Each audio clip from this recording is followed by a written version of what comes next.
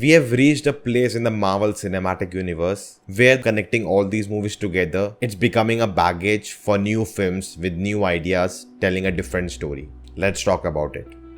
Hello guys, I'm Nona Prince and today we're talking about the latest Marvel film, Eternals, written and directed by Chloe Zhao, the Oscar-winning director. Now this will be a non-spoiler review. I'll only talk about the various aspects of the film, what it stands for, and where does it lie in the whole MCU. For the spoiler take on the movie, do check it out our second channel, Indian Geek Society, where we discuss all about Marvel, DC, games, animes, etc. I'll link it on top. Now the first thing is that with Phase 4, Marvel is trying something different with all its movies. It started with Black Widow, which looked like a spy thriller and nothing like previous Marvel films. Then we had Shang-Chi, which was again different than anything we have seen till now, inspired from Hong Kong Kung Fu films. And now with Eternals, each and every frame of this film is fresh and new. Even the CGI battles look very refreshing. Now cinephiles and film critics have been asking for Marvel to do something different. There's this superhero genre fatigue, superhero film saturation happening as we're getting new superhero stuff every month. That is one type of the audience. But there's a second type of audience too, the general audience, for whom the Marvel brand is entertainment, big action fight sequences, comedy, and a guaranteed enjoyment while watching a film. Now the last two films in the Phase 4 did manage to deliver for both the audiences, but this film is not made to cater to all the audiences. And you can see all over the internet there are mixed thoughts. Some people are calling this the worst MCU film, some are calling it the best MCU film, most people are in the middle with mixed thoughts like me. And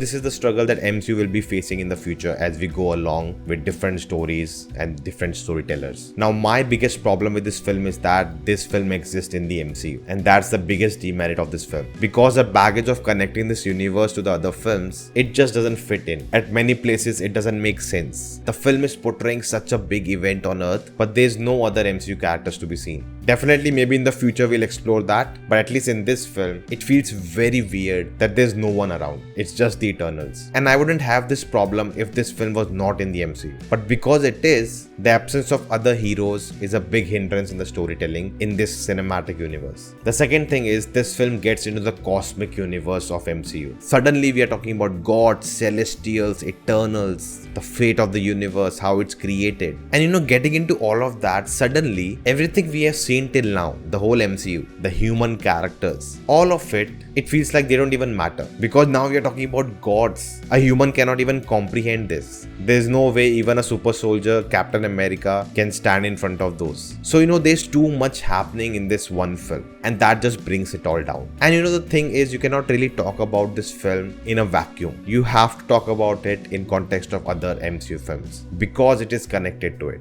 And also because of the screenplay structure. I'm sure you can tell from the trailer that the story takes place in different time periods, and because one of the time periods is present after the snap, which connects this film to the MCU, all the problems starts to pop up. And at the same time we are having this multiverse with Spider-Man and Loki. We have the TVA, Time Variant Authority, we have the Watcher, we have Kang the Conqueror, we have gods, we have celestials, so many things are happening at once that my mind is scrambled. Now definitely there are a lot of good things in the film too. My favorite was the whole family dynamic in the film. All the characters are very well written, their arcs work well for me. There are a lot of surprises in the story too, which really makes the film stand out, because it's not following the same structure which we see in all the movies. There are big themes the film is talking about purpose of life, what is right, what is wrong, the evolution, about humanity, about human connections. So it's packed with all of this. And if you have seen Naruto, you may find some similarities with the plot too. As there are 10 different characters in the film, and also this representation of different ethnicities, races, different cultures. Now there's this whole Bollywood sequence in the film, and we have an Indian actor also in the film. And as an Indian, I'm really happy because our culture got represented in such a big film, and it was handled very well in the film. It feels like they did a whole research before shooting it. Now there is one criticism that the film is too preachy in a sense, and I would say yes, at some points it's too much on the face. There's no subtlety to it, and I would say I expected more from Chloe Zhao. There are moments in the film where you feel that the writing is very lazy.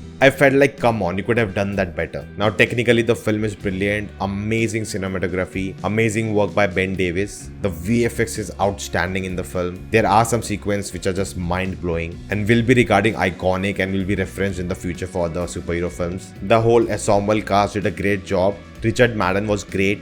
Kumail Nanjiani was awesome. Angelina Jolie was just gorgeous in each and every frame she was in. She had very few dialogues in the film. It was more of a subdued performance, but she was really good. Duke, played by Barry Keoghan, was my favorite. Harish Patel as Karun was just amazing in the film, and so many people around the globe found his character their favorite. Salma Hayek, I found she didn't have much to do in the film, very few scenes. Gemma Chan, who played Cersei, was kind of a protagonist in the film, like a main character, and she carried the role really well. So my friend Varun called this movie the BVS of Marvel because the film is so polarizing, and we discussed all about it on our second channel, Negi Society, so do check it out. Also, we'll be doing a live spoiler discussion on the film, so if you want to join us for that, do subscribe to that channel and let me know your thoughts about Eternals in the comments below. Through channel membership, you can support this channel and help me continue this journey ahead, and in turn you get various perks. To know more, click on the join button. For more information, check out the community page. So guys, that's the video. Thank you for watching. If you like it, the thumbs up button, share this video, let me know in the comments your thoughts. If you haven't subscribed yet, check out the videos if you like them too. Do consider subscribing, and I'll see you next time.